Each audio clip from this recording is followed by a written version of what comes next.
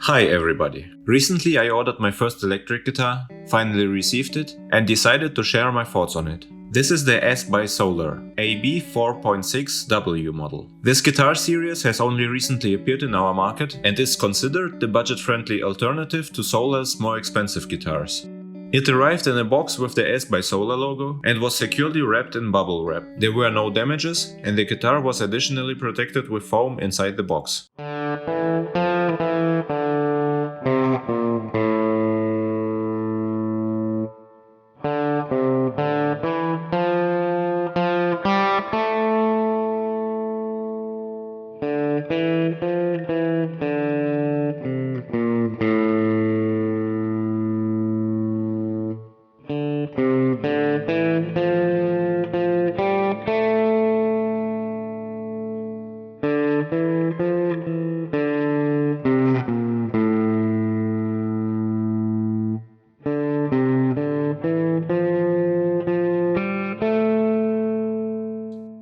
In my opinion, this is one of the best Superstrat designs, especially with its unique headstock. I have always liked Solar guitars, but their price is quite high, and I believe beginner guitarists aren't ready to invest so much money. Then, one day, I stumbled upon the news that such budget models were available for purchase, and I couldn't resist.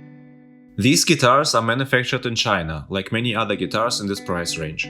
The body is made of poplar and the neck is made of maple. There is some debate about the fingerboard material, with some sources claiming it's rosewood, while others say it's just some kind of teak wood. I even read somewhere that you shouldn't use fretboard cleaners or lemon oil on it, as it could harm the fretboard. But I reached out to Solar and they assured me that it's safe to use such products for fretboard care.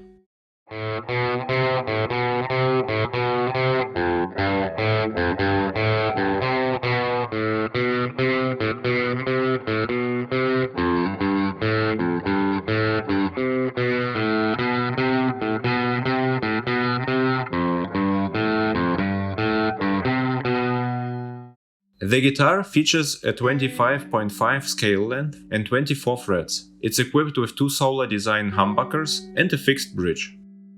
I intentionally searched for a guitar without a tremolo system. As far as I know, it's easier to maintain the tuning stability without a tremolo, and I wanted to get comfortable with all the basics before delving into playing with a tremolo or a Floyd Rose system. The guitar has a 3-position toggle switch. The lower position for the bridge pickup, in the upper position the neck pickup is active, and in the middle position both. I'll demonstrate the sound in the demos using the same settings, but switching between each position of the toggle switch.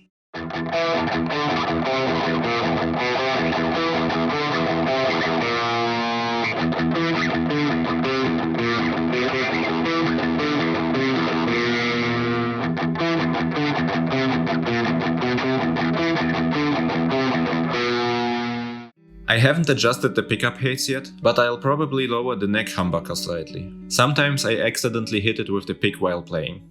The tuners are quite basic, and I can't comment on their quality yet. However, they can be easily replaced if necessary in the future. Overall, the guitar appears to be assembled neatly. There are some imperfections in the paintwork, especially on the back, but I haven't attempted to remove them yet. Also, it seems like the headstock was painted separately from the body, and there are some imperfections in the paint in certain areas. I checked the body and it doesn't have such issues. They could have been more careful with the paint application. One notable feature of this guitar is the 5-bolt neck attachment, as opposed to the more common 4-bolt attachment. I'm not sure if this significantly affects the sustain, but some people believe it's better this way. In terms of neck width, I don't have much to compare it to, but I find it comfortable. The matte finish on the neck allows for smooth hand movement. Here you can see the joint where the headstock is glued, but there are no knots or similar issues. The fret ends are not sharp, they don't scratch your hands, but the strings tend to buzz against them during play.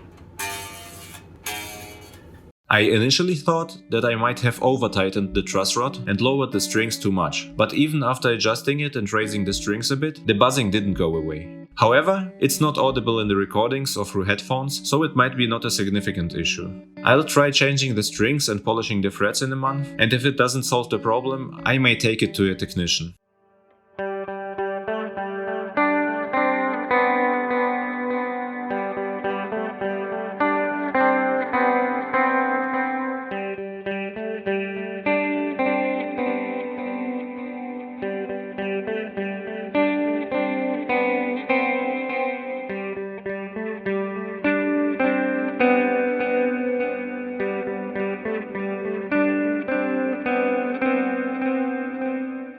I'm also not a fan of the serial number sticker.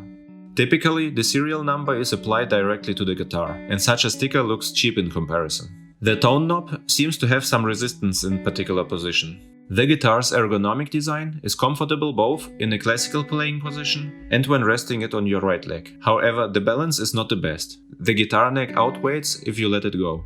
And coming from a guitar with a shorter scale length, I feel the difference. Instead of reaching for the 7th fret, I often find myself reaching for the 9th, but I believe I'll get used to it with time. The placement of the input jack at the bottom is also unusual for me. Sometimes during play, I sit in a non-standard way, and with my friend's Stratocaster I never had any issues, but here the cable gets in the way often. But it's likely just a matter of getting used to it and sitting properly. As for the strings, I can't say much at the moment. I have decided not to change them for now, and will play with them for a while to see how they perform. Some additional info. The guitar weighs approximately 3 kg, with dimensions of 101 cm in length and about 38 cm in width on the body.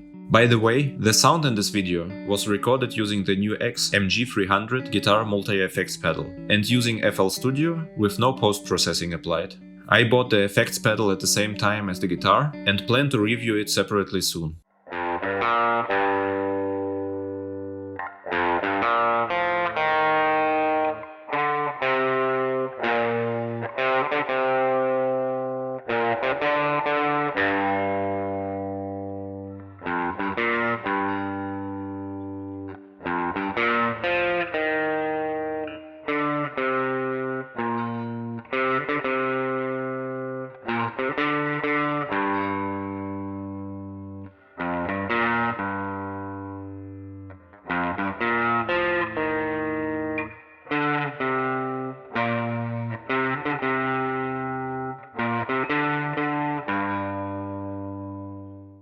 In conclusion, for a beginner guitarist, this is an excellent choice. I was particularly impressed by the guitar's unique design. There is nothing quite like it.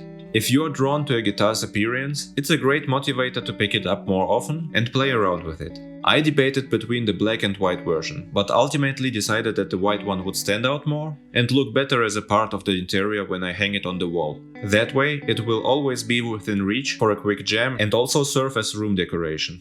For this price, it's a good option to experience the Solar guitar's form factor, learn to play, and if you achieve something, you can consider upgrading to a genuine Solar in the future.